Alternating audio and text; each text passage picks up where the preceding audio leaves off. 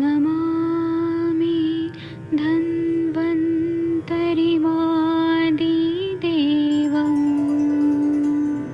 सुरासुरैर्वन्दितपादपद्मम् लोके जरारुभयमृत्युनाशं दातारमीशं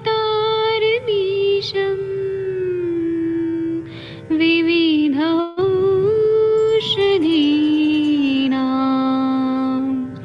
शङ्खं चक्रं जलौकां दधतं मृतघटं चारुतोर्भिश्चतुर्भिः सूक्ष्मस्वच्छादिरुद्यं शुकपरिविलसन् मौलिमं भोजनेत्रम् कालाम्बोदोज्ज्वलाङ्गं कटितटविलसत् चारुपीताम्बराढ्यं वन्दे धन्वन्तरिन्तं निखिलगदमिव प्रौढदावाग्निनीलम्।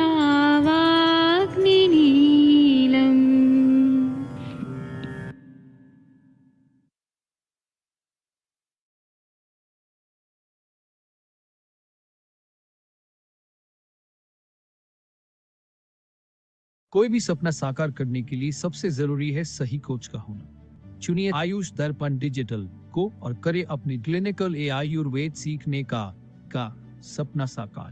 Download the app now.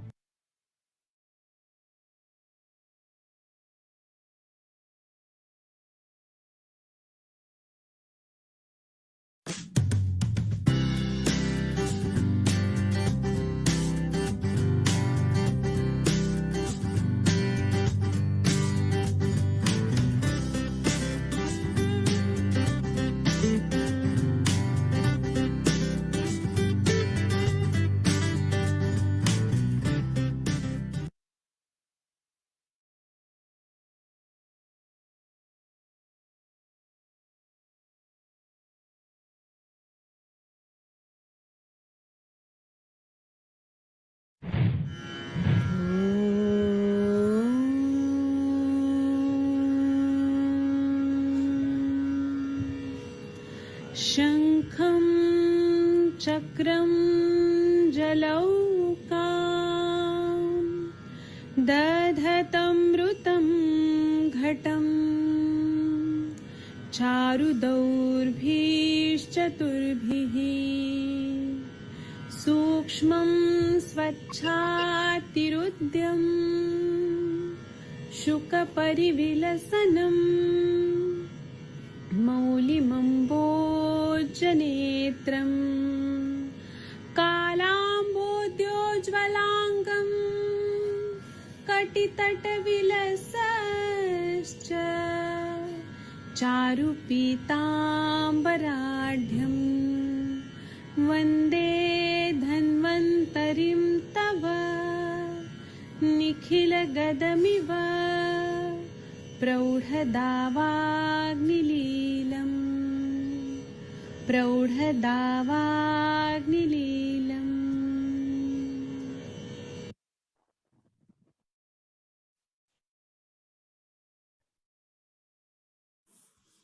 प्रणाम सभी लोगों को। मैं वैद्य अरविंद पाठक पुणे महाराष्ट्र से आप सभी लोगों का स्वागत करता हूं। सभी लोगों को कोटि कोटि प्रणाम करता हूं। आइए आज हम लोग क्लिनिकल संभाषण शुरू करते हैं। आप सबके सब भारत के सर्वश्रेष्ठ चिकित्सक हैं। मैं सभी लोगों को प्रणाम करता हूं और हम लोग आज का संभाषण बहुत अच्छा करेंगे ऐसा उम्मीद है। और हमारी डॉक्टर आदरणीय मनीषा मैम वहां वृंदावन पहुंच चुकी हैं। वो भी बताएंगे कि स्वामी जी कैसे हैं और आदित्य सर भी पहुंचे हैं। तो अभी देखते हैं क्या होता है।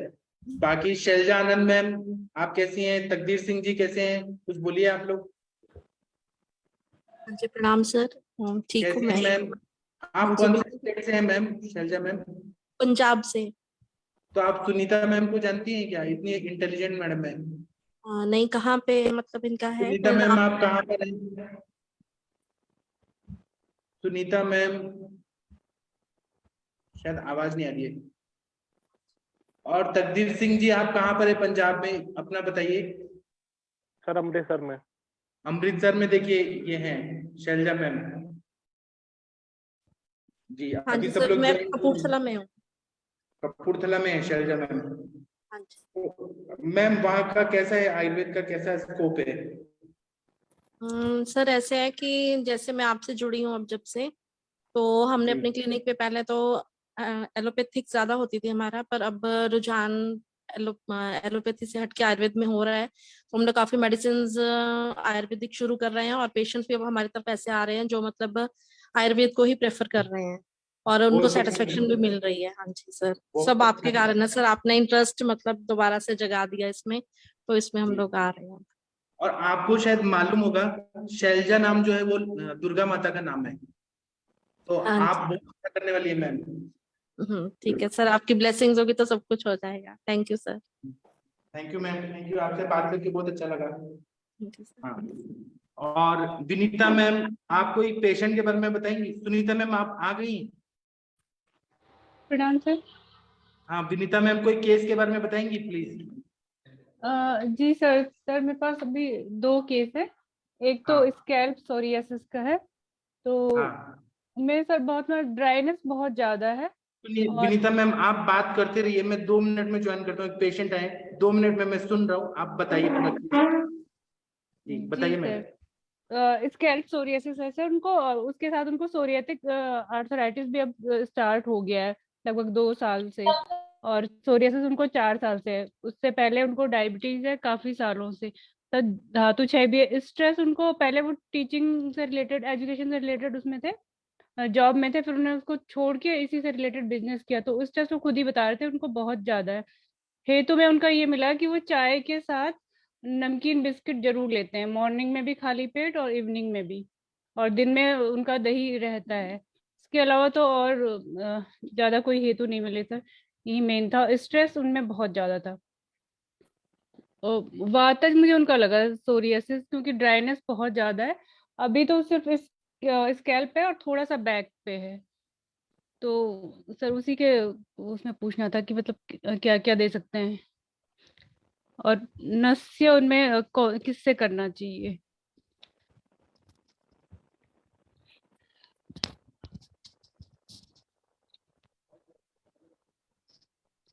हेलो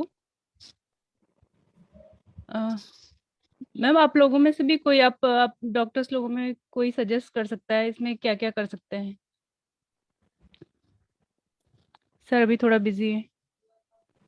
मैम एक बार रिपीट करना, मेरा थोड़ा सिग्नल कट गया था। अ, सोरायसिस अ, का इशू था, आप बता रहे थे। मेल पेशेंट है, सोरियासिस है उसको, स्कैल्प पे है काफी ज्यादा, और थोड़ा सा बैक में है एक पैच। स्टार्टिंग तो उनकी हाथ से हुई थी, मॉडर्न मेडिसिन वो ले रहे हैं, तो उससे हाथ वाला तो उनका ठीक हो गया, लेकिन स्कैल्प वाला है, इचिंग है और ड्राइनेस बहुत ज्यादा है। और मैम वो खाने में क्या लेते हैं? खाने का पूछा था मैम, बाहर का खाना हाँ, ज्यादा तो नहीं खाते वो? बाहर का खाना नहीं खाते हैं। अल्कोहल की भी हिस्ट्री है उनकी, अभी कह रहे थे कि once in a month alcohol लेता हूँ मैं। और नॉनवेज भी मतलब लेते हैं, अभी भी लेते हैं, कम लेते हैं, कम कर दिया लेकिन अभी भी लेते हैं। साथ ही उनका जो मेन हेतु था वो चाय के साथ नमकीन वाला, सुबह ओके मैम। और शाम को। कोल्ड ड्रिंक का इनटेक कितना है उनका? कोल्ड ड्रिंक वगैरह नहीं लेते हैं ज्यादा, मतलब तो बाहर मैम का उनका खाना कह रहे थे, मैं बहुत कम ही लेता हूँ। लीवर का मैम आपने उसका देखा था कि उनके जैसे आम तो नहीं बन रहा था उनको? ब्लोटिंग वगैरह, एसिडिटी, ये इशू थे साथ में? गैस उनको रहती है, कॉन्स्टिपेशन रहता है सर, और जी भूख उनको अच्छी नहीं लगती। आम तो था, मतलब भूख नहीं अच्छी लगती। हाँ। तो मैम पहले ना इसका ये सारा इसका आम का ही होगा ट्रीटमेंट। तो जी सर। इचिंग के लिए ना उनको इचिंग के लिए आप गंधक रसायन वटी उनको ऐड कर दीजिए। गंधक रसायन सर मैं बताऊं मैंने उनको क्या क्या दिया है? सर दीपन पाचन के लिए तो जी मैंने को उनको हिंगवस्तक चूर्ण दिया है, अनुलोमन के जी लिए गंधर्व हरित की दिया है, रस माणिक्य दिया है, गंधक रसायन दिया है, आरोग्यवर्धिनी, और कैशो और गुग्गुल जी भी दिया है, क्योंकि उनको पेन हो रहा है ना थोड़ा सा जॉइंट्स जी में। जी और महामंजिष्टादि वो दिया है, काढ़ा दिया है, ये हाँ मैंने तो हम दिया है सर। ठीक है बिल्कुल। जी सर। अगर उनको अभी भी पेट के लिए थोड़ा सा लगे तो आप मेजोर गूगल ऐड कर देना। मेदो हरगुगल जी सर। हाँ, बाकी और आपका ठीक है जी। अभी यही मैम 2-3 हफ्ते के लिए चलेगा। जी सर। और आपने अगर व्रण के लिए अगर कुछ वैसे देना है तो आप उनको जो हमारा व्रणगन या कुष्ठगन के ड्रग्स है ना सारी, जी सर। इनके लिए जो होती है मैम, वो लेकर आप उनको लेप भी करवा सकती हैं और उनसे वॉश भी करवा सकती हैं। जी सर। सर जैसे उनको ना ड्राइनेस बहुत है, तो मैंने उनको इंटरनली महातिक्त घृत दिया है। एक्सटर्नली क्या दे सकते हैं सर अप्लाई करने के लिए, क्योंकि ड्राइनेस मतलब सामने से ही दिखती है कि बहुत ज्यादा है बॉडी में। मैम वो ड्राइनेस हम जब बॉडी में होगी ना तो बाहर तो निकलेगी। आप कैस्टर ऑयल या कोई भी ऑयल जो उनको रिएक्शन ना करे, इरिटेट ना करे, आप उससे उनको को हल्की हल्की मालिश कर ले। जी सर। नहीं तो गाय का घृत ही कर सकते हैं हल्की सी मालिश। अभी तो वो सर कोकोनट ऑयल लगाते हैं, तो कहते हैं मुझे उससे थोड़ा हाँ आराम रहता है। हाँ, कोकोनट ऑयल ठीक है अगर उनको सूट कर रहा है। वो सर इरिटेशन करेगा ना, और अभी पहले ही वो है हाँ जी। कि अभी पहले ही वो इरिटेटेड है। मैम वो उनका ये तो नहीं था, हाथ से शुरू हुई थी या सिर में जो आप कह रहे हो डैंड्रफ वाली, ये तो नहीं है ज्यादा? नहीं सर, पहले उनके हाथ में हुई थी, मॉडर्न ट्रीटमेंट लिया उन्होंने तो हाथ की तो ठीक हो गई। फिर उसके बाद उनके स्कैल्प में हुआ, अभी बैक में एक पैच है। तो हाथ वाला मैम तो जो बिल्कुल स्कैल्प ठीक है, में हाथ में होती है, बिल्कुल नहीं है। हाँ, जो स्कैल्प में होता है तो उनको कहिए कि पहले तो आप जो शैम्पू जो है जो नॉर्मल आते हैं ना मार्केट में, क्लिनिक प्लस वगैरह या कोई भी ऐसे जी। कंपनी के जो शैशे में आते हैं, वो इस्तेमाल ना करें। वो ट्राई सर करें मैंने कि सोप वगैरह के लिए मैंने उनको मना कर दिया है, सोप नहीं यूज करना है। मैंने उनको एक सोप दिया है, वो मेडिकेटेड वाला आयुर्वेद का, तो फिर उसी से कहा है कि उसी से स्कैल्प और हाँ, बॉडी दोनों वो कर लें। उसमें अगर मैम नीम, वो, हरिद्रा और इस जी एलोवेरा जी, इसका कॉम्बिनेशन। गंदा का भी मैम साबुन आता है आजकल।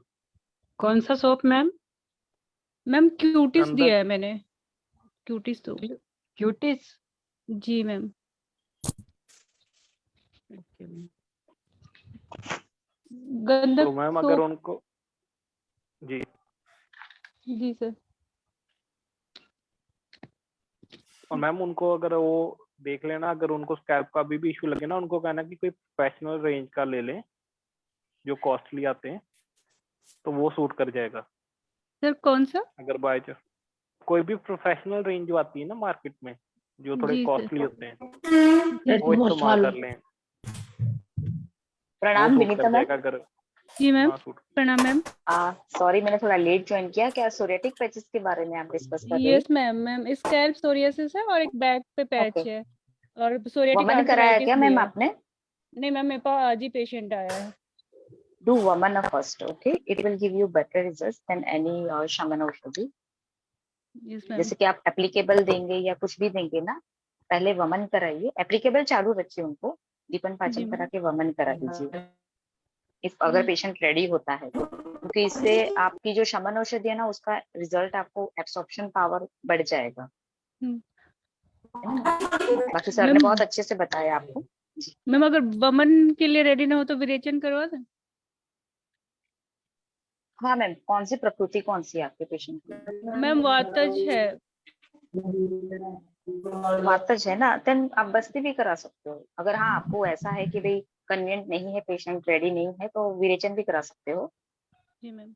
वमन बेस्ट रहेगा, वमन के बाद बस्ती, क्योंकि वातज प्रकृति आप बता रही हैं। और फिर भी अगर आपके कन्वीनियंट के हिसाब से नहीं हो रहा है तो फिर विरेचन करा दीजिए। डिस्टेंस मैम में है यहाँ क्या पे पेशेंट? पेशेंट तो मैम पास का ही है, लेकिन बस्ती के लिए यहाँ पे पेशेंट तैयार नहीं होते हैं जल्दी। तो मैम वमन के लिए तो हो जाएगा ना, क्योंकि वमन में तो इतना कुछ है नहीं। जैसे आप उनको बता दीजिए कि सिंपल, जैसे हम एमएसएस कराते हैं ना, वैसे ही आपके मतलब दोष निकल जाएंगे मैम। क्योंकि अगर उत्प्लेश के साथ ऊपर के मार्क्स है, जैसे आपको जानती हैं कि कुष्ठ में तो रोगाधिकार बताया गया है वमन का, जी मैम। तो वमन के लिए पेशेंट को प्लीज प्रिपेयर करिए, एक्सप्लेन करके पूरा अच्छे से डिटेल में। जी मैम, मैंने मैम उसको वैसे बोला तो है कि डिटॉक्सिफिकेशन से आपको ज्यादा अच्छा रिजल्ट मिलेगा, तो फिर जी जी, पूरा ऐसे मतलब अगर रेडी नहीं हो रहा है ना, तो उनको बोलिए कि छोटा सा ही लघु वमन जैसा, सद्य लघु वमन जैसा वमन। भी करा लेंगे ना, तो वो भी जी रिजल्ट मैम। देगा, है जी ना मैम। मैम। जी ma'am. Thank you ma'am. Ma'am psoriatic arthritis भी है उनको, ओके, जॉइंट तो पेन फिर विद आप पेन। पंचतिक्त घृत से कराइए ना मैम। पंचतिक्त घृत से ही आप स्नेहन करा के फिर अजमुदादि चूर्ण से पहले अपना दीपन पाचन करा दीजिए, फिर पंचतिक्त घृत से वमन करा दीजिए। और अगर पेशेंट रेडी होता है तो बस्ती का 1-2 सेशन ले लीजिए, मात्रा बस्ती का, दशमूल है या फिर अपना चिंचा लवण तेल है ना मैम? जी मैम। बढ़िया रहेगा मैम। कराइए आप शमन के पहले थोड़ा वमन और बस्ती का प्लान करिए, पेशेंट को थोड़ा कॉन्फिडेंस में लीजिए। जी मैम।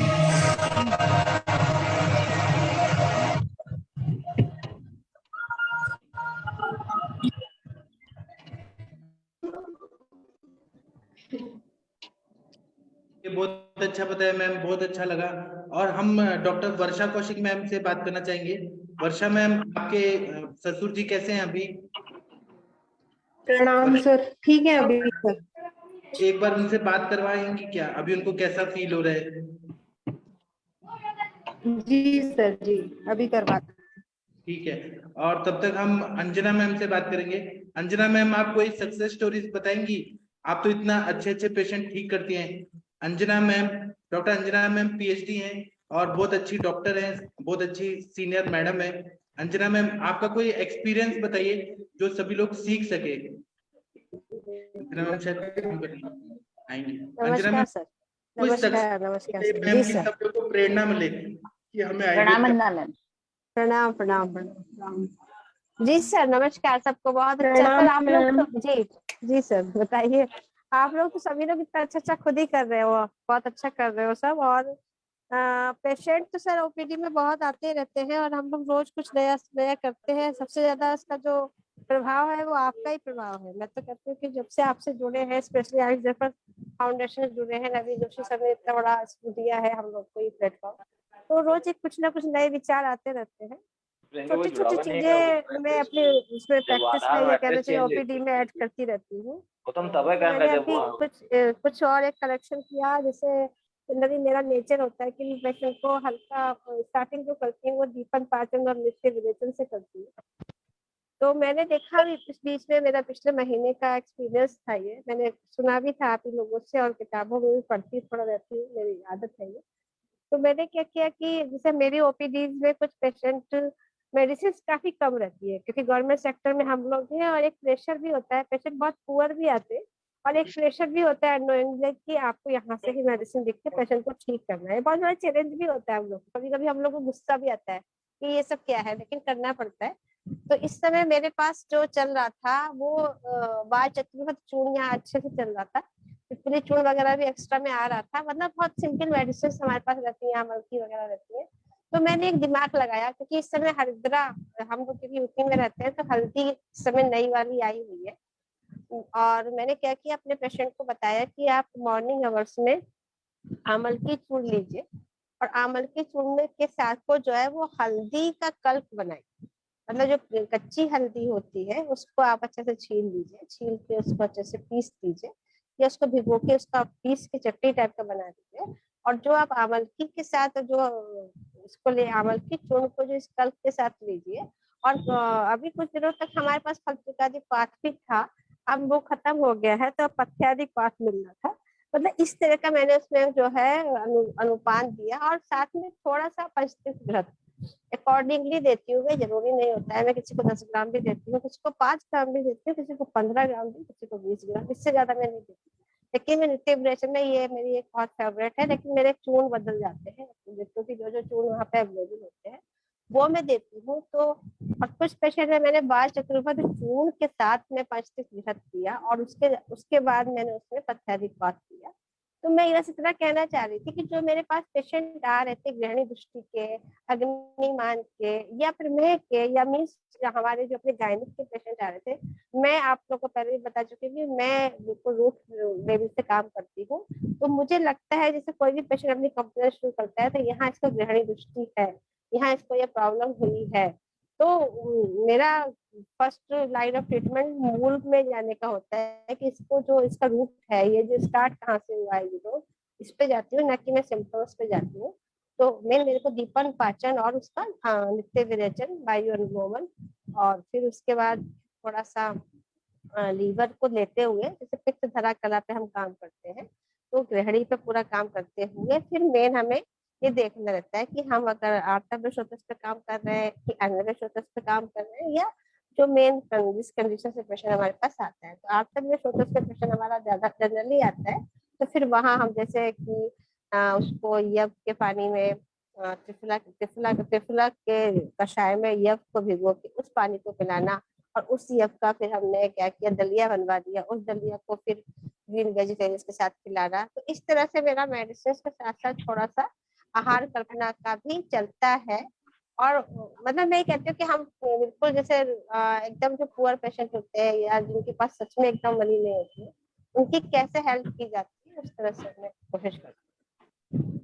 तो ऐसे कई केसेस है सर, मैं अक्सर ग्रुप में डालती भी रहती हूँ, और अगर आप कहते हैं तो मैं एक वीडियो खोल के आप लोगों के साथ डिस्कस भी कर सकती हूँ केसेस के।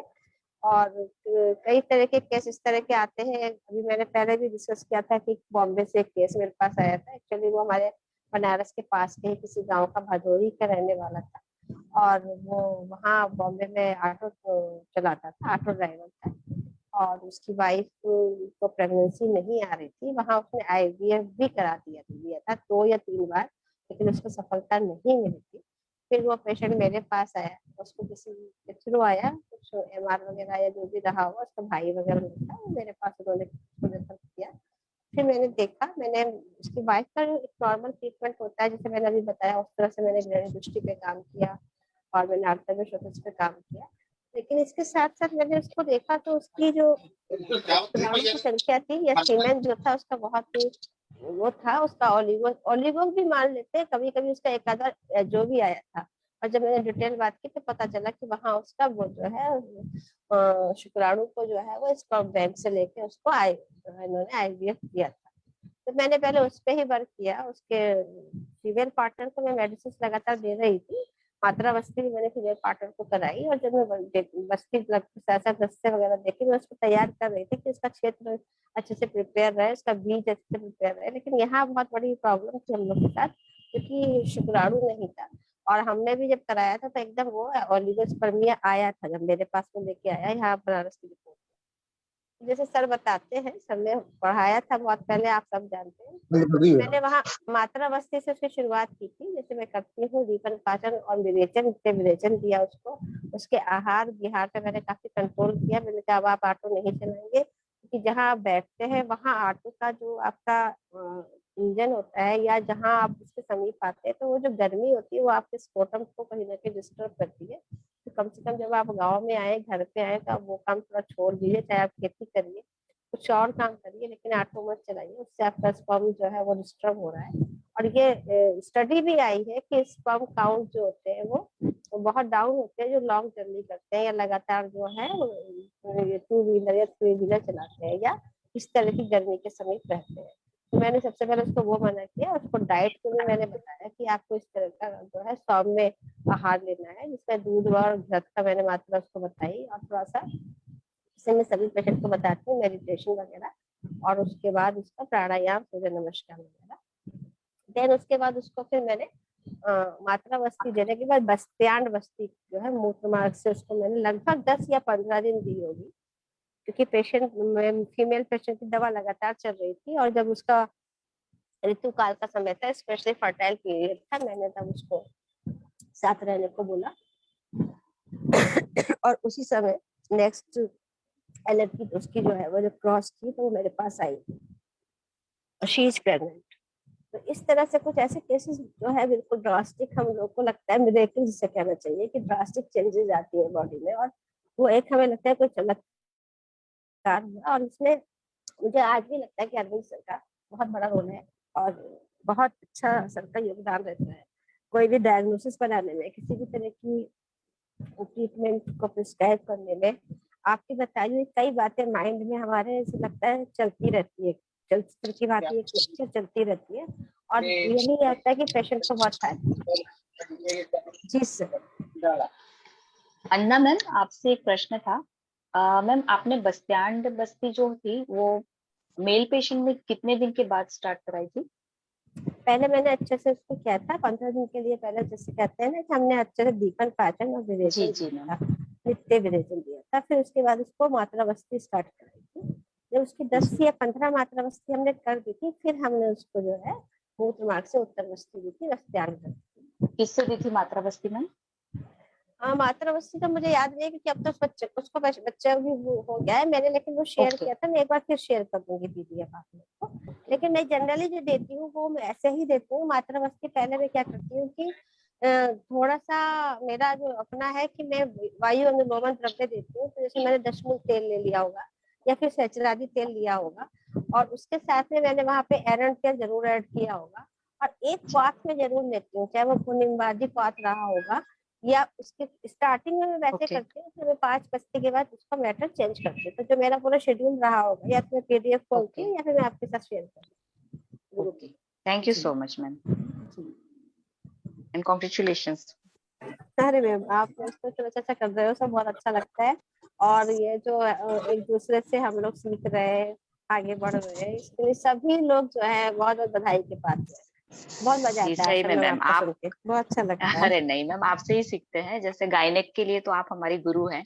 गायनेक का कोई भी केस आपका हम कभी भी सुनने के लिए छोड़ते नहीं है, कोशिश क्योंकि करते वो उससे रहिए हमें मैम, कुछ बस ना कुछ हर बार नया नया सीखने मिलता है। सर है थैंक यू ना, सो मच। अपने सर है ना, बहुत अच्छे से बताते रहते जी हैं, जी उसी से सब करते रहते हैं। जी बिल्कुल, उनका थैंक तो यू। मतलब योगदान जितना भी गिनाया जाए उतना कम है। जी ma'am, thank you so much. प्रणाम मैम, अंजना मैम। हाँ मैम, प्रणाम, बताइए मैम, मैम। कुलीग का बेटा कैसा है? वो एक्सीडेंट हुआ था, कुछ हुआ उनका हाँ मैम, उंगलियों का? हाँ हाँ मैम, बहुत अच्छा क्वेश्चन आपने पूछा। वो बच्चा जो है मैम, पहले तो क्या हुआ ना, जनरली जानते ही हैं अभी हमारे यहाँ वो जो उसका किया गया था, तो मैंने बताया था कि थाई रीजन से उन्होंने फ्लैप लिया था, और फ्लैप लेके उसको वहां लगाया था जहाँ जहाँ उसको मैंने जो फोटो भेजा था।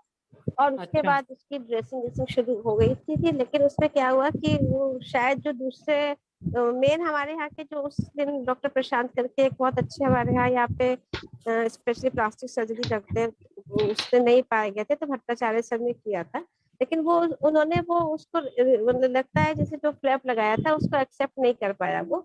और इंडेक्स अच्छा। फिंगर जो थी, वो इंडेक्स फिंगर में वो जैसे कहते हैं ना कि रिएक्शन दे रहा है, मतलब ले नहीं रहा है। बाकी जो जी जी। हथेली और हथेली से ऊपर का पार्ट था वो काफी अच्छा हो गया है। लेकिन ये था जी कि जी। उसका थंब भी अच्छा है, और उसमें मूवमेंट आ रहा है, जैसे एंकल में वो सॉरी रिस्ट मूवमेंट आ रहा है, और उसके बाद जो नीचे का पार्ट है हथेली वाला पाम वाला, वो अच्छा काम कर रहा है। अब ये बताए, अब आप एक साथ रहे होंगे जो हमारी कुलीग है, उनके जो हस्बैंड है जी ऑर्थोपेडिशियन है, मैम। वो एमबीबीएस किए थे इलाहाबाद कॉलेज से, फिर एमडी भी किए हम्म। थे।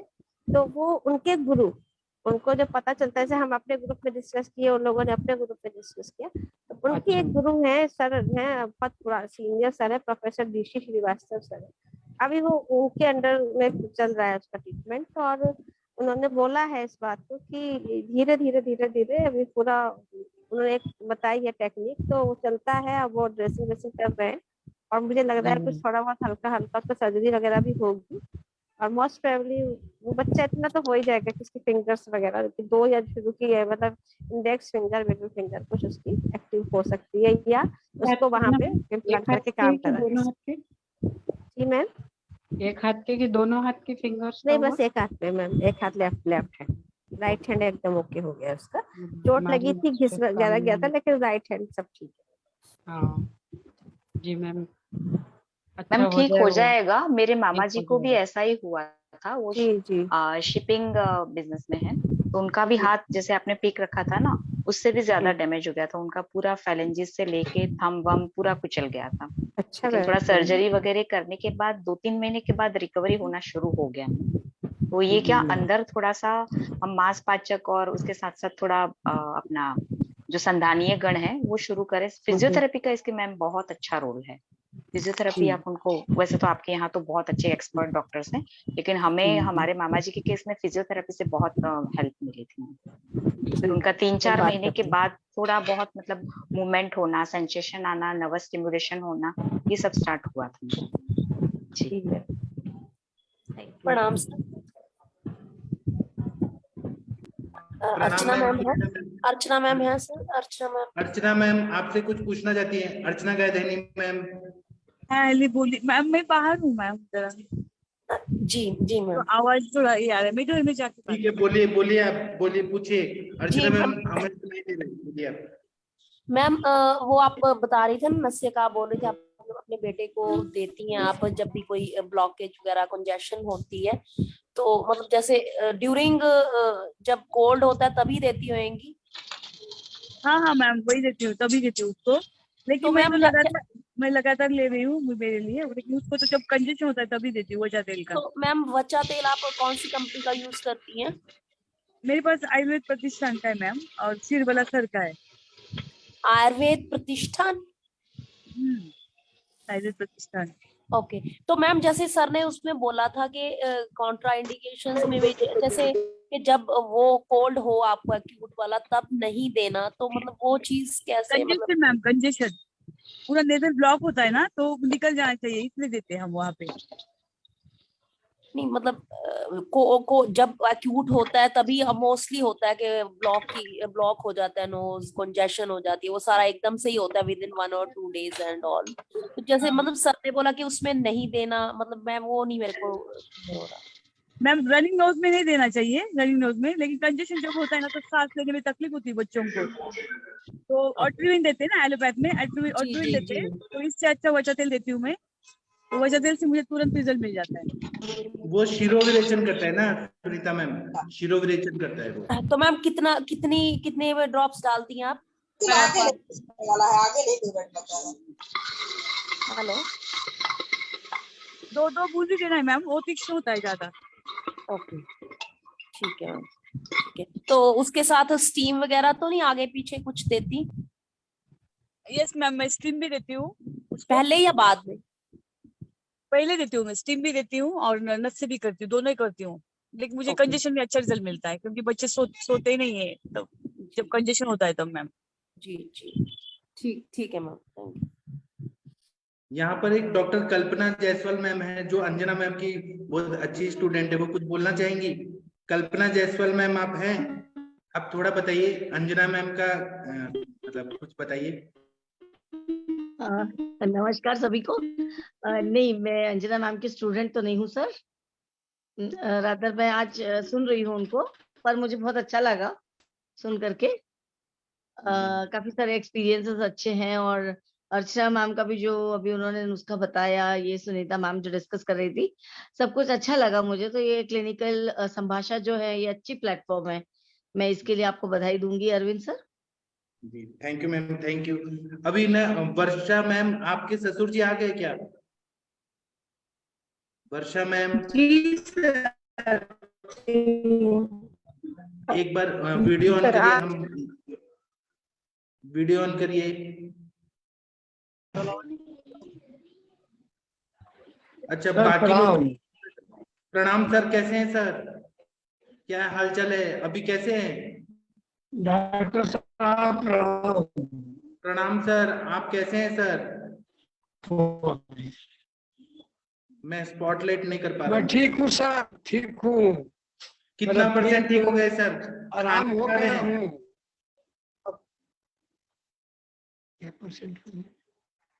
कुछ नेटवर्क का प्रॉब्लम हो रहा है। 75% ठीक हो गए।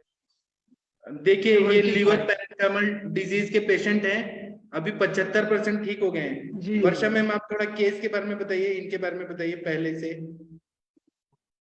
वर्षा कौशिक मैम सुन पा रही हैं क्या? शायद नेटवर्क इशू है। हाँ थोड़ा बताइए, केस सबको बताइए।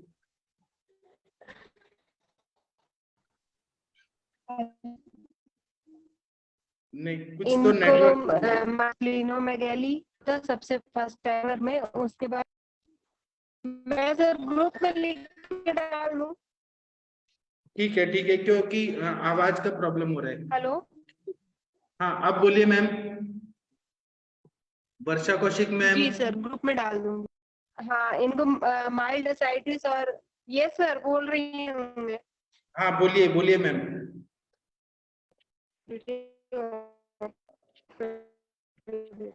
नहीं मैडम, आपका अपना नेटवर्क का प्रॉब्लम है, हम बाद में बात करेंगे आपसे, बाद में बात करेंगे। तब तक हम नवजोत कौर मैम से बात करेंगे। तो जी सर बोलिए बोलिए, आप वीडियो ऑफ करके बोलिए वर्षा मैम, कंप्लीट करिए। सर वॉइस नहीं आ रही ना क्लियर, इसलिए आ रही है, बोलिए अभी बोलिए। अच्छा, इनको एसाइटिस हुआ, और पहले माइल्ड एसाइटिस था, फिर उसके बाद स्प्लीनोमेगैली वगैरह थी, तो 15 दिन तो मैंने ही ट्रीट किया था शुरू में, तो वो रिजॉल्व हो गया, ठीक हो गया था। फिर 1 महीने बाद फिर से रिकरेंस हुआ, 1 से 2 महीने के बाद। तो थोड़ा धीरे धीरे करके एसाइटिस बढ़ रहा था। हेलो, हाँ बोलिए बोलिए मैम। जी सर।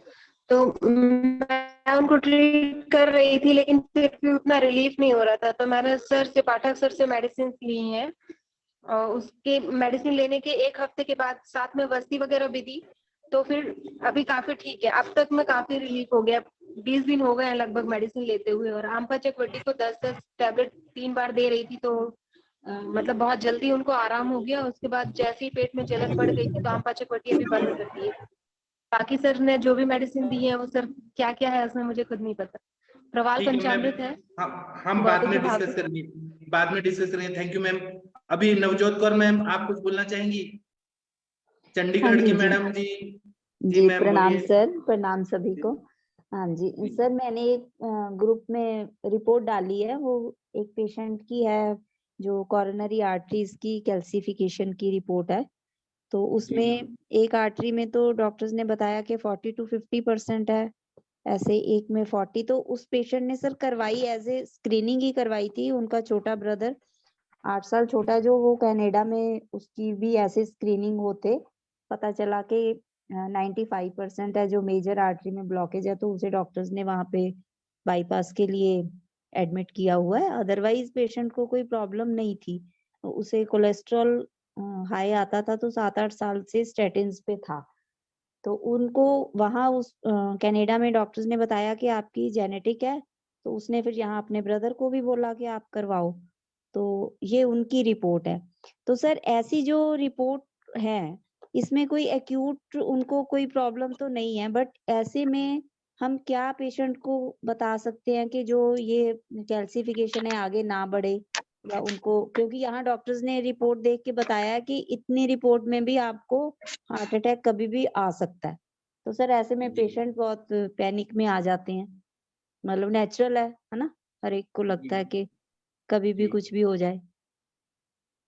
जी, तो आपको क्या करना है कि उनको पहले तो हेतु निकालना है, उनका हेतु कैसा है, दिनचर्या कैसी है, रात्रिचर्या कैसा है, मन कैसा है, वो देखना है पूरा।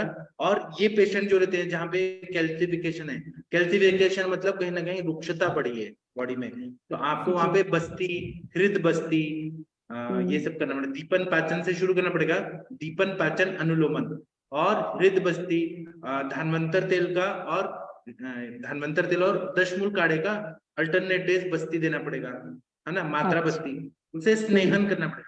और कोरोनरी आर्टरीज में ब्लॉकेज है, कहीं ना कहीं हृदय जो है वो रसव स्त्रोत का मूल स्थान रहता है, तो रस पाचक, रक्त पाचक, फिर हृदय पे काम करने वाली दवाई जैसे नागार्जुनाभ रस, प्रभाकर वटी, हृदय अर्णव रस, अर्जुन का शीर पाक, ये सब जब देंगे, और दीपन पाचन, आम पाचन, ये जब करेंगे ना, तो वो पूरी तरह से पूरा लीवर का पाचन क्रिया अच्छा होगा, तो कोलेस्ट्रॉल अच्छा हो जाएगा, सब ठीक हो जाएगा।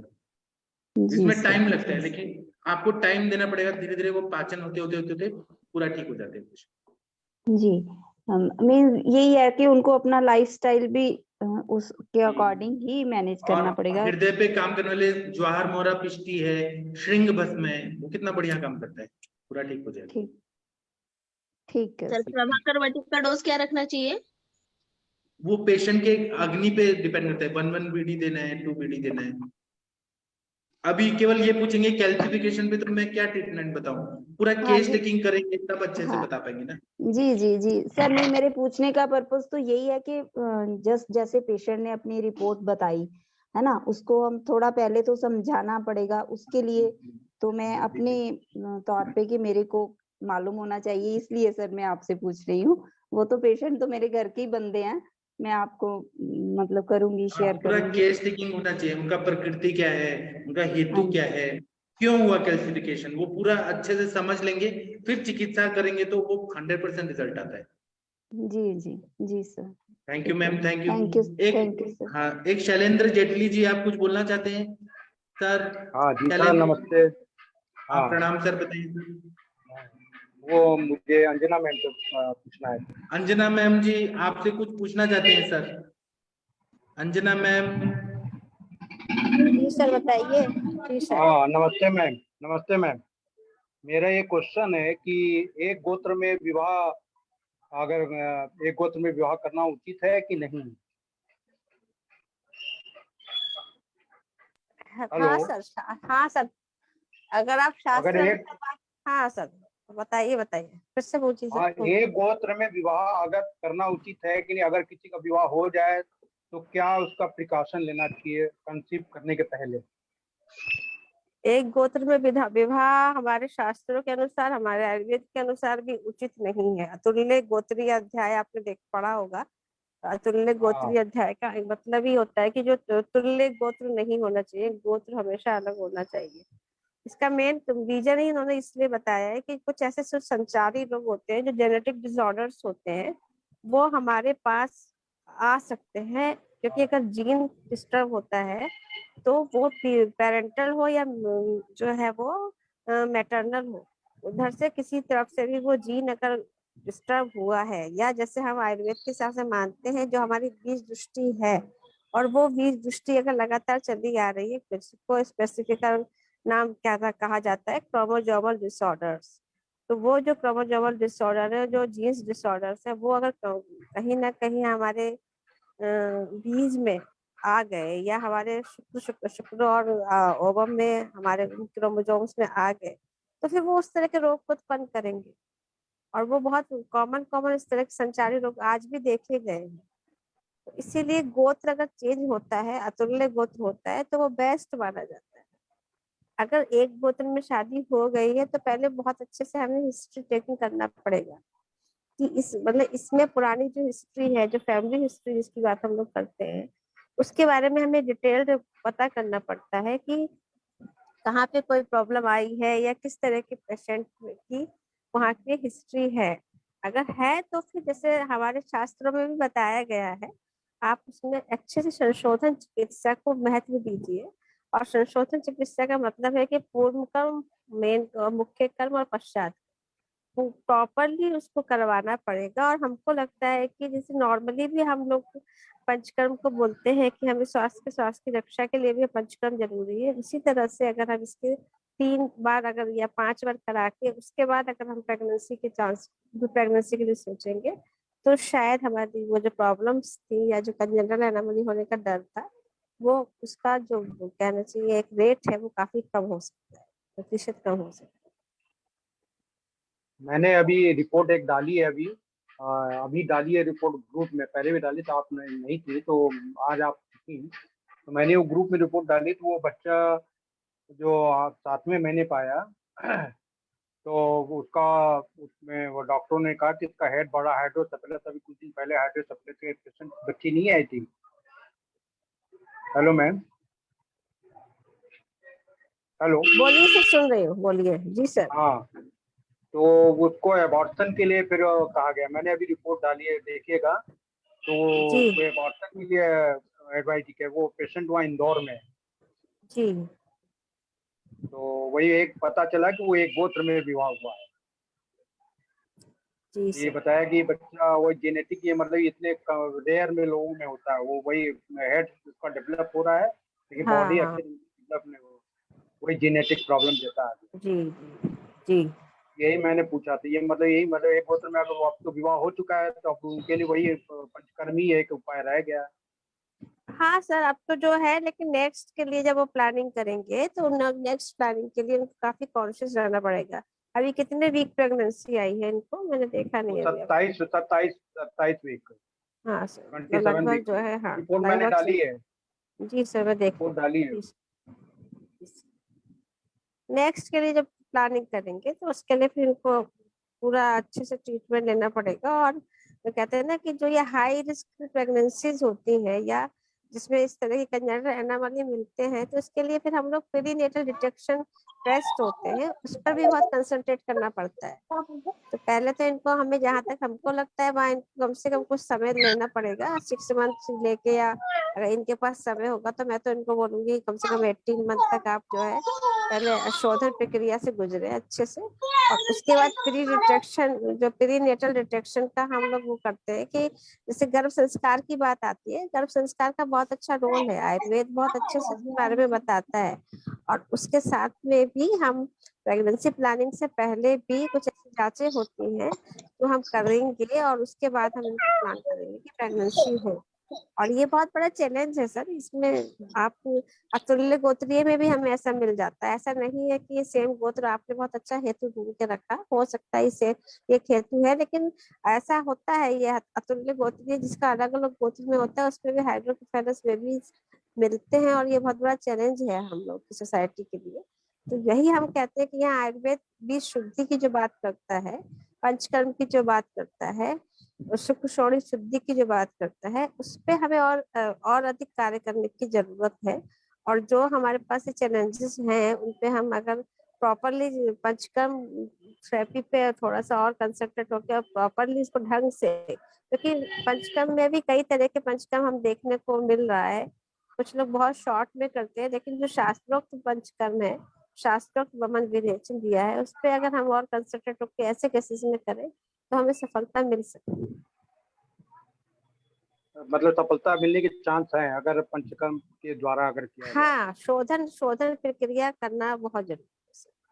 साथ में सूर्य मतलब बहुत नमस्कार, हाँ, और बहुत उसके अलावा माइन्यूटली मतलब बहुत जी, माइन्यूटली मतलब ध्यान देना होगा। हाँ हाँ हाँ, सूक्ष्मता से पूरा ध्यान दे करके ही करना जी सर, जी सर, तभी सफलता है। Thanks ma'am. जी मैम नमस्ते। हाँ, नमस्ते सर। हाँ मैम, जो मैंने डिस्कस किया तो मैडम उसमें क्या कहते हैं, जैसे मेंसेस हुआ पेशेंट को तो उसमें क्लॉट आ रहे थे उसके, पहली बार ऐसा हुआ कि क्लॉट आए थे जिसमें थायराइड का केस था हाँ, तो मैडम। उसमें पेन, इसलिए पेन भी हो रहा होगा ना उसमें, इसीलिए जहाँ तो मैडम क्लॉट आएंगे वहाँ पेन ज्यादा होगा। तो फिर जब मतलब क्लॉट रोकने के लिए क्या करना चाहिए मैम फिर उसमें, जैसे हाँ, क्लॉटिंग ना हो? हाँ, तो वही उसके लिए फिर हमें रक्त प्रसादक और रक्त पाचक दोनों देना पड़ेगा ना। रक्त पाचक, रक्त पाचक दीजिए, है ना। और साथ में जो मैंने आपको बताया था ना, आर्तव जो हमारा रजग्रंथि फार्मूला है, रजग्रंथि फार्मूले पे आप काम करिए। और जैसे मंजिष्ठा है ना, सारिबा है, उशीर है, इसका क्वाथ बना के, नहीं तो फांट बना के भी इसका इफेक्ट आएगा ही आएगा। जी, थैंक यू। और मुझे एक चीज समझ नहीं आता, अभी मुस्लिम संप्रदाय है उसमें फुफेरी बहन से शादी होता है, ममेरी बहन से शादी होता है, उनके लिए अतुल गोत्रीय नहीं लागू होता है क्या? उनमें तो ऐसा कुछ नहीं दिखता है, इस पे रिसर्च होना जरूरी है अभी। ठीक है, हम आगे बढ़ते हैं। एक योगाचार्य जी कुछ बोलना चाहते हैं, योगाचार्य संदीप जी कुछ बोलना चाहते हैं क्या? योगाचार्य जी आप बोलना चाहते हैं कुछ सर? जी नमस्कार मैम। जी, मैम से पूछना है। अंजना मैम आपसे कुछ पूछना चाहते हैं सर। जी सर, नमस्कार। नमस्कार सर। जी सर। जी नमस्कार मैम। मेरा ये प्रश्न था जी, 6 साल का बच्चा है, 6 महीने पहले से लापरवाही से जैसे स्कूल में एडमिशन दिलाया तो नहा के बस में वो जाता है और हवा लगती है जिससे उसको नजला हो गया। उसके बाद उसको नोजल में पॉलिप्स हो गए जिससे श्वास नहीं आ रही, मुंह खोल के श्वास लेता है। डॉक्टरों ने ऑपरेशन के लिए बोला है। तो इस केस में नोजल पॉलिप्स के लिए थोड़ा सा संप्राप्ति पे बताना मैम। सर बहुत अच्छी बात है। तो स्पेशली इसमें अगर आप, जैसे आपने बात की बच्चे का, जो आपने सारा हेतु भी बता दिया, तो पहले तो हमें इस हेतु का भी वो करना पड़ेगा ना, कि बच्चा अगर है ना सुबह जा रहा है, उसको एक्स्ट्रा जो है कहते हैं ना वायु का प्रकोप हो रहा है और उसको उस तरह की वो लग रहा है, फिर वो कफ प्रकोप हो रहा है, फिर वो श्रोत अवरोध हो रहा है, श्रोत अवरोध होने के कारण फिर वहां से जो है वो ग्रोथ बन रही है। ठीक है, तो यहाँ पे हमें सबसे पहले जो हेतु है, जैसे आपने बताया, उन हेतुओं का निवारण बहुत जरूरी है। चाहे तो उसको बंद कैब में स्कूल जाना चाहिए, है ना, ऐसी कुछ व्यवस्था होना चाहिए कि जो कैब हो उसमें उसको एक्स्ट्रा हवा ना मिले, हम कैब बंद रहे। दूसरी बात है, उसको नहाने के लिए जरूरी नहीं है कि बहुत ठंडा पानी नहलाया जाए। उसको जैसे कहते हैं ना कि बॉडी को, जैसे बॉडी का टेम्परेचर है उसी टेम्परेचर से बॉडी को भी अगर आप नहाए, ना ज्यादा गर्म ना ज्यादा ठंडा। बच्चा है क्योंकि तो और ज्यादा उसके लिए हमें ध्यान देने की जरूरत पड़ती है। देन अब जो उसके पॉलिप वगैरह है उसका साइज वगैरह के बारे में थोड़ा सा अगर आप बता पाते खुल के, तो उस हिसाब से उसकी चिकित्सा बहुत अच्छी है। बाकी बच्चे को थोड़ा दिक्कत होती ही है, तो हम फिर भी वही कहते हैं कि शुरू में ही बच्चे की आदत डालना होता है। ओम हाँ जी वगैरह का जाप उसमें यहाँ फायदा करेगा बच्चे को, क्योंकि कहीं ना कहीं मॉर्निंग आवर में जब बच्चा उठ रहा है तो जो प्राण वायु उसको मिलती है, वो प्राण वायु जो है वो उसकी जो नेजल मिकोजा तो को जो है वो बहुत अच्छे से सेंसिटाइज अगर कर लेती है, तो क्या होगा, अच्छा ऑक्सीजनेशन वहाँ प्रॉपरली होने लगेगा। और बाकी कुछ लेखन द्रव्य जो हम लोग यूज करते हैं, या फिर जो बच्चा की एज और बच्चे की प्रकृति के आधार पे हम वहाँ पे पॉसिबिलिटी उसकी रिपोर्ट्स के हिसाब से अगर हम चाहेंगे, हमारे शाला के तंत्र विशेषज्ञ पर उसका बहुत अच्छा कार्य हो सकता है। और जो क्षार वगैरह की जो कल्पना होती है, धूपन कर्म की जो कल्पना होती है, यहाँ नस्से सर ने अभी बताया, नस्से का जो लेक्चर हुआ उसमें भी बहुत अच्छी अच्छी ड्रग्स हमारे पास ऐसी होती हैं। लेकिन क्योंकि वो बच्चा है और उस बच्चे के साथ उसकी प्रकृति क्या है और उसकी रिपोर्ट क्या है, उसके आधार पर ही, जैसे कहते हैं ना, उस बच्चे को या तो आप बच्चों प्लेटफॉर्म पे लाके एक बार हम लोग उसको देख ले, तो जो हम उसका चिकित्सा व्यवस्था को अगर निर्धारित करेंगे तो ज्यादा अच्छा रिजल्ट मिलेगा। ठीक ठीक ठीक मैम, रिपोर्ट वगैरह तो है लेकिन पॉसिबल है आप कि ग्रुप मैं में, हाँ जी हाँ हाँ जी हाँ जी ग्रुप में डिस्कस करिए, हाँ ग्रुप में डालिए, देखते हैं फिर। ठीक है, ठीक ठीक है मैम, थैंक यू।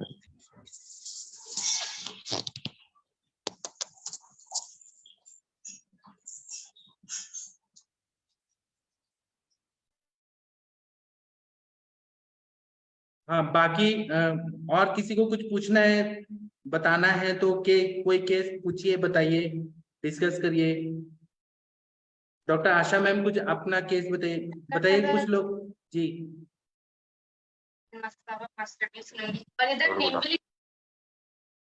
किसी को कुछ पूछना है या बताना है? आरती मैम, किसी को कुछ पूछना है या सर बताना है? जी मैम प्रणाम बताइए। सर, मुझे अन्ना मैम से पूछना था। अंजना अन्ना मैम मैम। आप, हाँ हाँ मैम बताइए। मैम जैसे शालपर्णी है, कृष्णपर्णी है वगैरह जो औषधियां हैं, उसका मैम आपने फाइब्रोइड वगैरह में रिजल्ट पाया है क्या? क्योंकि अभी मैं रिसेंटली जिस पेशेंट पे काम कर रही हूँ, तो उसमें मुझे लग रहा है कि इसका प्रयोग करना चाहिए। जैसे हमारे यहाँ बोलते हैं कि श्यामलता वगैरह है, श्यामलता तो अभी अवेलेबल नहीं है, उसका एक हमारे सर बहुत बढ़िया प्रयोग बताते थे। और एक दूसरा सिमड़ा बोलते हैं हमारे यहाँ, सिमड़ा मतलब क्या कहते हैं उसको, शीशम, शीशम। ओके, तो ये शीशम का पेड़ है, उसका काढ़ा बना के उसका भी काफी बढ़िया रिजल्ट है। तो मैम आपने कभी प्रयोग किया है क्या शालपर्णी का और शीशम का? कुछ हो तो बताइए मैम, आपका एक्सपीरियंस। एक्चुअली मैम जो ये बता, आपने बहुत अच्छा पॉइंट उठाया है। जैसे कि जो जनरली जो बात है ना, कि जो शाल पढ़ने की जो हम बात करते हैं या पृष्ठ पढ़ने की जो बात करते हैं, तो आपने अगर ध्यान दिया होगा तो उसमें क्या है कि वो जनरली, जैसे हम ऐसे गायनिक में चली आती हूँ, आप लोग भी कहते हो, तो मैं गायनिक में जैसे अगर आप गर्भ पोषण क्रम की बात करते हैं, गर्भिणी की बात करते हैं, तो हम लोग शाल पढ़ने पृष्ठ पढ़ने का महत्व जानते हैं। और वो वहां पे दिया जाता है जब जब पेशेंट को, जो हमारे गर्भ की स्पेशली प्रोटीन की जरूरत होती है, या कहते हैं कि जब उसका विकास होता है, पेशी का विकास बताया, मांस का विकास बताया है, मांस और पेशी की जब वृद्धि होती है उस जी समय मैम, शालपर्णी का बताया। गृहणीय के हाँ तौर पे। हाँ, तो वहां पे मैडम जो, और इसका आप दूसरी बात देखेंगे तो जो शालपर्णी का नाम आया है वो स्थिरा भी आया है ना मैम? जब जी स्थिरा मैम। आया है तो इसका मतलब ये भी होता है कि जहाँ भी इसको दिया जाता है वो वहाँ पे स्थिरत्व गुण भी होता है। जैसे आपने बताया, तो जहाँ मुझे लगता है इस तरह की जो औषधियाँ होगी हम देंगे, तो वो क्या करेगा कि वहाँ पे जो एक न्यू रीजनरेशन टिश्यू को, रीजनरेशन का हाँ काम करेगा, new right healthy right. Tissue को वो रीजनरेट करेगा। और जो ये फाइब्राइड वगैरह का जो टिश्यू है इसको, क्योंकि ये तो दोषों से कुपित हो चुका है, और इसका वो धीरे धीरे जो हम लेखन औषधियों के साथ इसको डिजनरेट करेंगे, और वहां अगर हम शालपर्णी जैसी औषधियों को अगर हम ऐड करेंगे, तो वहां पे एक नया टिश्यू स्थिरता आएगी, वहां पे रिजनरेट होगा वहां पे। और जितना भी हमारे जो दोष प्रकोपक ये कहना चाहिए टिश्यू बन गए हैं, या जो भी वहाँ कलेक्शन हुआ है, श्रोतग्रोध हुआ है, वो उसको वहां पे हम डैमेज कर सकते हैं। तो यहाँ छाल पड़ने का एक एक जो है स्थिरत्व का जो एक गुण है, वो वहां पे इसको इफेक्ट कर सकता है। मतलब मैम आपके कहने के हिसाब से हम जैसे पेशेंट को शोधन और शमन, मतलब शोधन तो हम पहले कराएंगे ही, दीपन पाचन विरेचन वगैरह, लेखन भी और देना होगा उसके मैम, बाद हाँ हाँ लेखन भी देना होगा हमें। उसके तो बाद उन हम सब इसका विधि यूज के करें। बाद इसका आप शमन औषधि के तौर पे प्रयोग कर सकते हैं, राइट? हाँ हाँ, इसके अभ्रक भस्म के साथ थोड़ा इसको मिला सकते हैं, जैसे रिजनरेशन है तो हम सरस्वती अभ्रक अक्सर बोलते हैं, या फिर हम वहाँ पे अभ्रक इस तरह के बाद में हम यहाँ थोड़ा बसंत कल्प के साथ भी दे सकते हैं, क्योंकि हमें कॉम्बिनेशन इस तरह का देना है कि जितना हमारा जो भी हमारा विकारी टिश्यू है या डेविस टिश्यू है वो अपने आप से डिजोल्व होके या अपने आप से उसको जो है हम यूट्राइन कैविटी में वो डिजोल्व हो, और जो हमारा एक मेंस्ट्रुएशन पीरियड का बहाव होता है उसके साथ वो धीरे धीरे धीरे धीरे क्षरण होता रहे, और हमारा न्यू टिश्यू जो है वो हेल्दी टिश्यू जो है हमारी एंडोमेट्रियम जो है वो अच्छे से जी जी मैम, बिल्कुल। जैसे हम आप बताते हैं हमेशा कि कासिस है या कांचनार है उससे लेखन हो जाता है, तो उन सब योगों के साथ साथ हम ये चलाएं, जैसे कि जो कोश जो हेल्दी सेल्स हैं उसका भी ग्रहण होता रहे, रिजुविनेशन होता रहे साथ साथ। ठीक है मैम, क्योंकि मैंने इसके बारे में पढ़ा है अभी रिसेंटली कि हम कैंसर में जैसे फाइब्रॉइड वगैरह हैं, मल्टीपल फाइब्रॉइड्स वगैरह होते हैं, तो उसमें एक बढ़िया रिजल्ट है, लेकिन मैंने कभी यूज नहीं किया है, तो मैंने सोचा आपसे एक बार डिस्कस करें। Thank you ma'am, thank you so much for your guidance. Anjana ma'am, अभी आप लोगों को एक याद होगा, एक डॉक्टर गरिमा गुप्ता मैम थी हमारे साथ 1 साल पहले, वो ज्वाइन किए हैं। डॉक्टर गरिमा गुप्ता मैम, आप कृपया इधर आएंगी मैम? गरिमा गुप्ता मैम, वो दिन के बाद आप आइए मैम। प्रणाम मैम। प्रणाम सर। कैसी हैं मैम? ठीक है सर, आप लोग आज कैसे? भी सब लोग आपको याद करते हैं, आप कहाँ चली गई थी मैम? कहीं नहीं सर, बच्चों में भी बिजी हो जाते हैं, किसी की पढ़ाई है। तो मैम आपका कुछ और बताइए ना एक्सपीरियंस, आपने आयुर्वेद में और क्या क्या किया, बहुत नया नया चीज। अच्छा सर, बताते हैं, लेकिन हमें अंजना मैम से एक क्वेश्चन पूछना है। प्रणाम अंजना मैम। पूछिए मैम। अंजना मैम है? अंजना मैम आपसे सुनीता मैम भी पूछेंगी कुछ, गरिमा मैम भी पूछेंगी। बोलिए। प्रणाम मैम। प्रणाम मैम, बहुत दिनों बाद आपके बात सुन रहे हैं। जी मैम। आपके बनारस होके आए हैं हम, अभी सेमिनार हुआ था। कहाँ पर? कौन सा? ये जो भारत सेवा ट्रस्ट वालों ने करवाया था। अच्छा, अभी इसमें राम अवानी मैम आई थी और अभिजीत सराफ सर आए थे, ये सब लोग आए थे ना।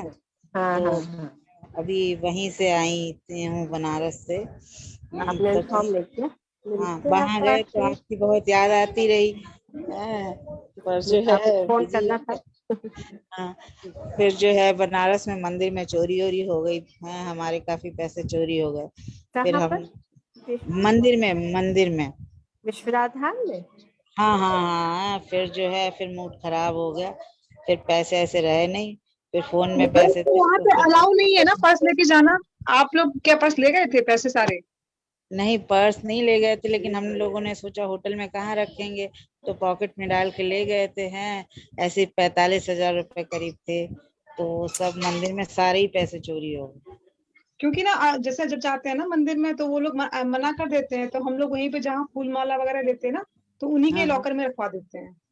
हाँ, तो पैसे नहीं रखे थे हम लोगों ने, मोबाइल रख दिए, फिर मूड खराब हो गया तो फिर चले ही आए हैं, फिर कहीं घूमे नहीं। तो जेब कट गई थी क्या? हाँ है। तो फिर जो है ऐसे ही रहा सब। खैर मैम, अभी जो ये मैम ने अभी जो क्वेश्चन पूछा था उसमें आपने कहा कि इसमें लेखन देंगे, तो फाइब्राइड गलाने के लिए तो लेखन देना ही पड़ेगा, जैसे काशनार गुग्गुल है। तो मैम इसमें जो है, इसमें काशीश भस्म भी तो दे सकते हैं?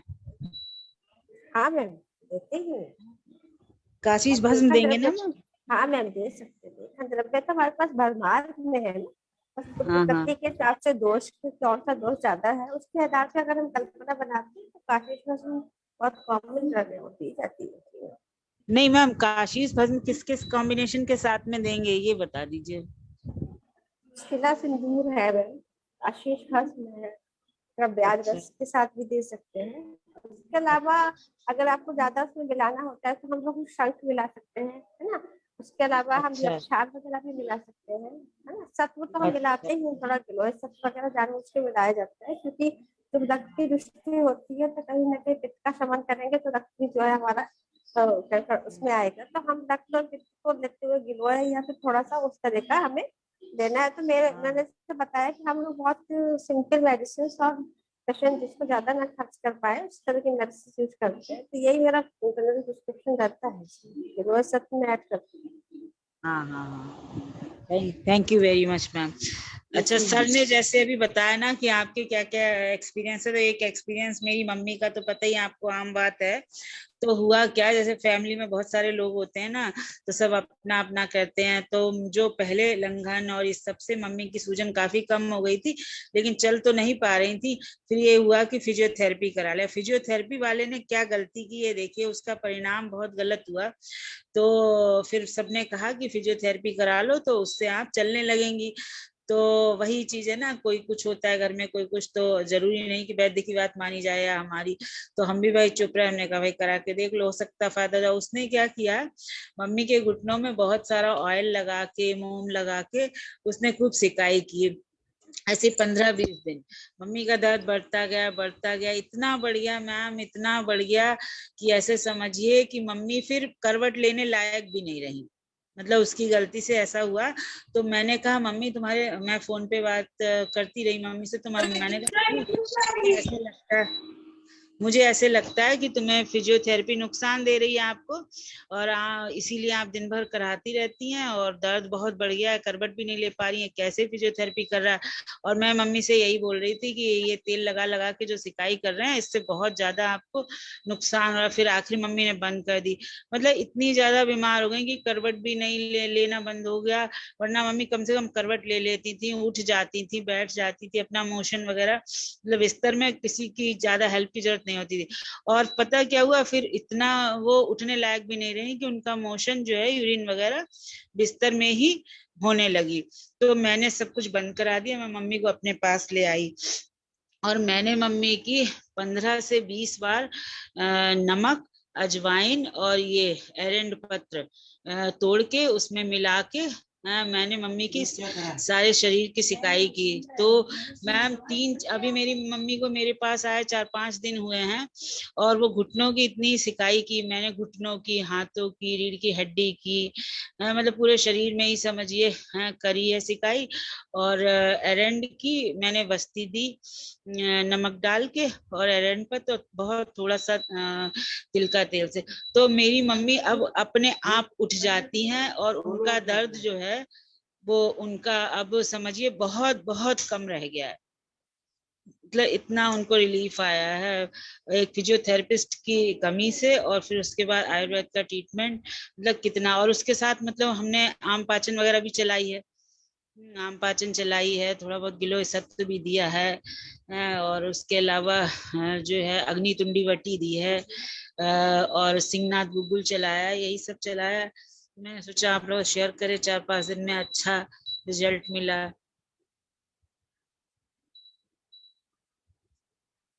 हेलो हेलो, मेरी आवाज आ रही है?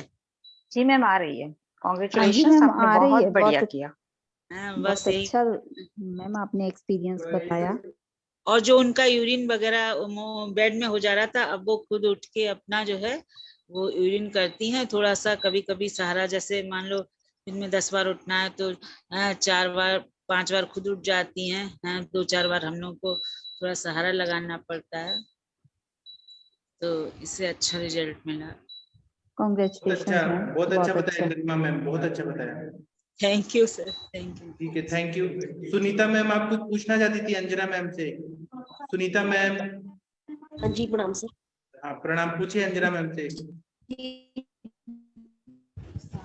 अंजना मैम शायद चली गई है, अंजना मैम का शायद नेटवर्क का प्रॉब्लम है, चली गई, आएंगी फिर बात करिएगा, ठीक है? और कोई केस एक पूछना सर चाहते हैं?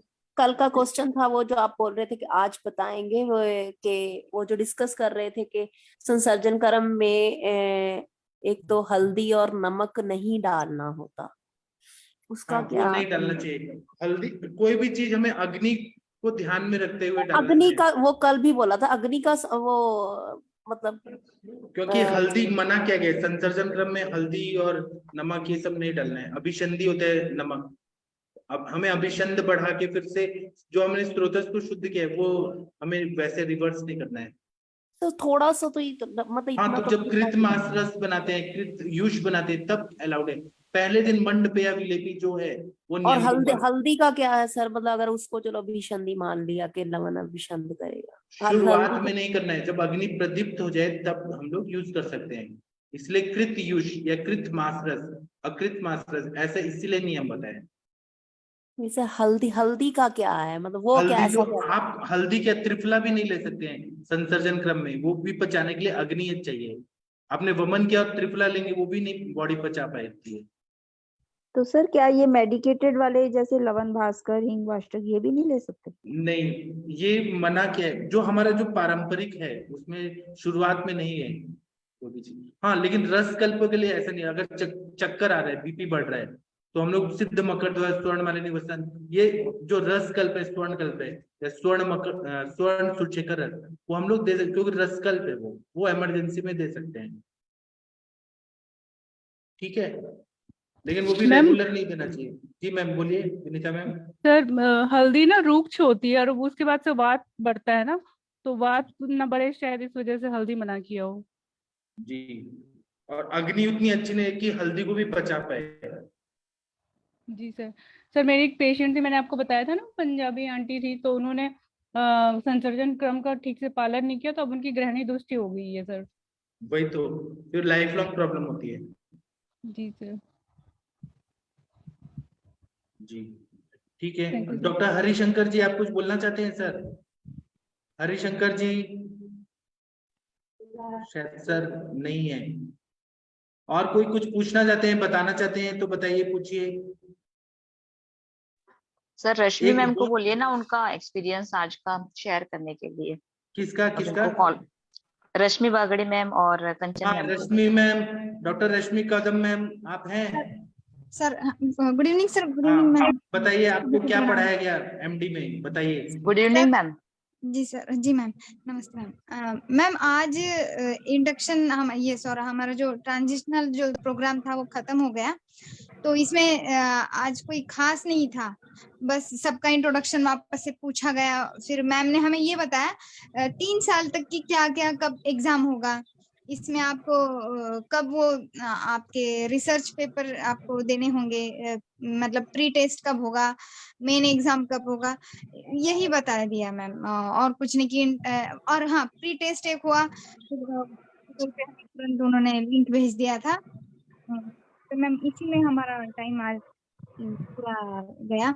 और कल मैंने ज्वाइन नहीं किया था, कल जो मुझे हमें मतलब वो सर को तो लेक्चर पे बुलाया था, विक्रांत पाटिल सर नाम के जो थे, उन्होंने ये बताया कि अगर फॉरेन में आपको एज अ डॉक्टर करना है तो क्या है, मतलब ये अवस्था हो जाती है मैम जैसे सांप तो हो आप लेकिन काट नहीं सकते, मतलब दांत निकाल दिए, इस तरीके से उन्होंने डिस्क्रिप्शन बताया। माने शब्द अलग थे सर के, अगर आप फॉरेन में जाते तो मैम वहाँ आप एज अ डॉक्टर हो ही नहीं है, मतलब एज अ आयुर्वेदिक डॉक्टर हाँ आप मैम, वो है नहीं। पैरामेडिकल्स में ही गिनते हैं। हाँ जी मैम, तो वो सर का कहना था कि आप इंडिया में ही रह के अच्छा करो, क्योंकि आप सब कुछ कर सकते हो एज अ डॉक्टर, वो फील नहीं आया ना है, मतलब हर एक का नजरिया है मैम, वो सर का उनका एक था, तो उन्होंने सामने रखा। और बहुत अच्छी प्रैक्टिस करो, नॉलेज भी उतना रखो, ये वो सर का कहना था। बेसिकली उनका विषय वही था जो एक्रेडिटेड पंचकर्मा वगैरह कैसे होना चाहिए क्लिनिक वगैरह, लेकिन उन्होंने इसी के ऊपर ज्यादा बताई चीजें, उनकी एक्सपीरियंस बताए। जो कोविड में कुछ पेशेंट्स ऐसे थे कि जिनको वो ठीक नहीं कर पाए, किसी को मतलब बेड नहीं मिला, वक्त ऐसा था वगैरह, ये अगर किसी को ठीक कर पाए तो उन्होंने हेमगर्भ पोटली वगैरह ये सब दिया, तो इसके रिजल्ट बहुत अच्छे, और बहुत अच्छे रिजल्ट तुरंत के तुरंत आते हैं। तो इस तरीके से बताया, जो मैंने आपको मैम जो मिला वो मैंने वो शेयर कर दिया फिर बाद में आज मैम, इतना ही मैम ये मतलब। आपने फॉरेन वाला तो बहुत बढ़िया बताया। एक हमारे गुजरात के ही डॉक्टर है, मैं नाम नहीं लूंगी इस प्लेटफॉर्म पर, लेकिन उनका ना मतलब 20 इयर्स का, मतलब वो विजिटिंग डॉक्टर के तौर पे यूरोप अमेरिका वगैरह जाते हैं। हाँ वो बताते हैं कि बहुत मतलब शुरू के वर्षों में तो उनको भी काफी स्ट्रगल करना पड़ा, 4-5 साल तो उनको कोई क्रेडिट नहीं दे, आइडेंटिफिकेशन नहीं, जाके जैसे पैरामेडिकल स्टाफ हो ना वैसे उनको खड़ा रखे। फिर धीरे धीरे उन्होंने अपना ये मर्म विद्ध कर्म और कैंसर के लिए उन्होंने शिरोधारा नस्य वगैरह का कैंपिंग करना शुरू किया। तो उसके बाद आज 15 साल के बाद उनका मतलब अच्छा नाम जम गया है। तो एक डेडिकेशन देना पड़ता है, ये भी है। कि हमें जी। गिव अप नहीं करना होता है इसमें। हाँ, ये वही सर का भी था। मेरा एक दोस्त था कि वो बोलते शतावरी कल्प की पूरी बहुत बड़ी बैग वो भर के ले जाते थे और वहां वो सेल करते थे। मतलब आपको कौन बोलेगा, बोल बोल के डॉक्टर, आपके रिलेटिव्स या आपके कोई दोस्त होंगे तो उतने ही, बाकी लोगों को ये लगता है कि आप फॉरेन में जा रहे हो। लेकिन अवस्था बहुत विकट है। अगर किसी का स्वाभिमान है ना, तो उस बंदे को बहुत ठेस पहुंचती कि एज ए डॉक्टर हो आप और कर क्या रहे हो, वहां जाके मसाज कर रहे हो किसी और के जहाँ जाके, और आपका आने जाने का टिकट। मतलब सर ने बहुत प्रैक्टिकल बताई चीजें मैम। और एज ए आप आयुर्वेदिक डॉक्टर हो तो आपको देंगे भी खाने के लिए चीजें, उबली हुई सब्जियां वगैरह। उनका कहना था वो दूसरा कुछ वो देते भी नहीं है हमें, एज ए ट्रीट भी ऐसे करते हैं ना, तो फिर वो कहीं ना कहीं आपको ठेस पहुंचता है आपका। जी मैम, उनका ऐसा ही रहता है कि वो आए हैं इंडिया से, दैट मीन्स के वो हमें सुपीरियर तो नहीं बनने देंगे। लेकिन जो ये सर की मैं बात बता रही हूँ ना, उन्होंने 5 साल तक मैम इतना सहा है ना उन्होंने, बिल्कुल आप बिलीव नहीं करोगे। वो रोड पे मतलब ऐसे ही होटल में जाते थे, होटल में भी उनको ऐसा कचरा सा रूम देते थे कि हाँ चलो थर्ड क्लास वाला हो वैसा, लेकिन फिर भी उन्होंने डटे थे कि नहीं मैं हर साल जाके कैंप तो करूंगा ही करूंगा, चाहे आप मेरे को फैसिलिटीज दे नहीं दे। तो आज धीरे धीरे उनका इतना नाम हो गया ना कि वो लोग सामने से बुलाते हैं कि सर आप 2 बार आइए, 3 बार आइए। तो ये एक रहता है कि अगर इंसान मन में ठान लेना तो कुछ भी कर सकता है। हाँ, यही बात है। उनका भी यही था कि आप बस्ती नहीं दे सकते हो, आप पंचकर्मा में बस मसाज दे सकते हो, दवाइयां भी पूरी नहीं दे सकते हो। तो इसके ऊपर आपको कैसे करना है क्या ना, मतलब हर किसी का एक है। जैसे आपने कहा वो अभी जो सर की बात कर रहे हो मैम, वही जो हमारे डीवाई पाटिल के जो प्रिंसिपल सर आए थे, उनका कहना था कि आप जाओ जो में बेहतर आप उनको बताओ, ताकि उनका लाइफस्टाइल चेंज करो। अगर उनकी कुछ चीजें हैं, खाने की चीजें कैसी बनानी है और कैसी खानी है, ये सब बताओ। तो ये है मैम, बस किसी का है कि अपने देश में करो, किसी का है कि पूरी वर्ल्ड में फैलाओ कि आयुर्वेद है क्या, है ना मैम। हर किसी का नजरिया अलग है। तो यही रहा मैम, कुछ आज तो खास नहीं। And nowadays he is planning with some diet plans, उनका एक्सरसाइज प्लान, फिर पूरा मतलब एक शेड्यूल रहता है उनका। विटिलिगो में बहुत बढ़िया रिजल्ट है। तो मैंने एक बार वो ऐसे ही फोन पे हमारी बात हुई थी, तो पूरा डिटेल में बता रहे थे, देखो मैम आपको करना है तो आप इंडिया में भी मतलब कर सकते हो सुपर स्पेशलिस्ट के तौर पे। लेकिन अगर आप वर्ल्ड वाइड करते हो तो इससे 2 काम होंगे, एक तो आयुर्वेद का नाम होगा और आपको एक सेटिस्फेक्शन मिलेगा कि नहीं हमने सिर्फ इंडिया में ही नहीं बाहर भी जाके आयुर्वेद का डंका बजाया। जी मैम, जी मैम, सही कहा मैम। तो यही रहा मैम। अब अभी हमारा एक्चुअल कॉलेज शुरू होगा मैम। जैसे कल तो छुट्टी है, परसों भी छुट्टी दी रखी है महाराष्ट्र का। अभी अंजना मैम आ गई है, किसी को प्रश्न पूछना था? सुनीता मैम आपको शायद पूछना था, अंजना मैम आ गई है। जी सर, सर वो आप वाला क्वेश्चन ही पूछना था मुझे भी। कोई बात नहीं, और किसी को कुछ पूछना है बताना है तो बता हेलो सकते सर, हैं। पूछना है सर, पूछना है। वो आपने पूछा था वही वाला कि मुस्लिम कम्युनिटी में अगर वो अतुल गोत्री वाला क्यों नहीं लागू होता इस हिसाब से। तो जैसे होती है उनमें मैरिजेस, तो बहुत ज्यादा उनमें जेनेटिक डिजीजेस एंड ऑल बहुत ज्यादा होनी चाहिए, क्योंकि उनमें कंसैन्ग्यूनिटी के हिसाब से होती है। वही पूछना था मैम। अंजना मैम आपसे ही पूछ रही है कि मुस्लिम कम्युनिटी में क्यों नहीं होता ऐसा, गोत्रीय वाला लागू क्यों नहीं होता? उसमें तो रिसर्च करना पड़ेगा। आशिया मैम ज्यादा अच्छे से समझा पाएंगी मेरे ख्याल से इसको, अंजना मैम की जगह। हाँ, बायोडाटा उसका पूरा डाटा दे, पूरा डाटा पड़ेगा। मैंने है क्योंकि मैं प्राइवेट उसमें गवर्नमेंट सेक्टर में करती हूँ, जहाँ मुस्लिम बहुल इलाके में ऐसा भी होता है। हम लोग जनरल जो है कि जो है हमें, और मैं सबको नहीं बोलती वहाँ के डिस्ट्रिक्ट करते हैं। और उसके बाद भी वहाँ ऐसा भी है कि वो लोग पॉइंट आउट बहुत नहीं करते हैं। जैसे मान लीजिए हमारे लिए तो जैसे बात होती है कि अभी एक हाइड्रोसेफेलस बेबी आया, उसके लिए हम लोग काफी कुछ करने लगे, डिस्कशन करने लगे। लेकिन मैम आवाज कट रही है आपकी। अच्छा, मैं बाहर। मैम ये नॉट ओनली मुस्लिम्स, इवन अगर आप साउथ इंडिया में जाओगे ना तो मामा भांजी में भी शादी हो जाती है, तो वो भी कहीं ना कहीं गोत्र एक ही है। हाँ मैम, उसमें यही है कि अगर आपका गोत्री इफेक्टेड है, या मतलब आपके पारिवारिक जो इतिहास लेते हैं, फैमिली हिस्ट्री लेते हैं, अगर वो कहीं ना कहीं जीन आपका अफेक्टेड है तो वो आपका आगे की जनरेशन को प्रभावित करेगा ही करेगा। और वैसे भी अगर हम एक जैसे सर ने क्वेश्चन अराइज किया तो हम उसके लिए पूरा डाटा, जैसे कहते हैं ना, एक डाटा हमें तैयार करना पड़ेगा कि आपके पास आपके 9 बच्चे हुए, आपके 4 बच्चे हुए, आपके 6 बच्चे हुए, कितने अवार्ड हुए, क्यों अवार्ड हुए, उसको कंजेनिटल एनोमली भी हुई। कुछ ऐसे बच्चे भी होते हैं जो पैदा भी होते हैं और उसके बाद मर भी जाते हैं, लेकिन उनके पास फिर उनका क्या है ना, उनकी हिस्ट्री इस टाइप की अगर आप डिटेल लेंगे तभी हम डाटा बना पाएंगे। तो ऐसा नहीं है कि वहाँ नहीं होते हैं, लेकिन हाँ जिस हिसाब से वहाँ मैरिजेज होती है उस कम होती है, शायद डाटा कुछ और कहे, तो इसमें बहुत ज्यादा रिसर्च की जरूरत है और इसको देखा जाना चाहिए। एक अच्छा पॉइंट आज जो है ये निकल के आया हमारी संभाषा में, इस पे हम लोग भी ध्यान देते हैं और इसको निकालते हैं। तो शॉर्ट लेवल पे डाटा शुरू किया जाता है तो अच्छा रहेगा। ठीक है, आज की संभाषण बहुत अच्छा हुआ, सभी लोगों को थैंक यू, प्रणाम। मैं एक लाइन में कुछ कहना चाहता हूँ। हाँ सर, बोलिए बोलिए सर। हाँ, ये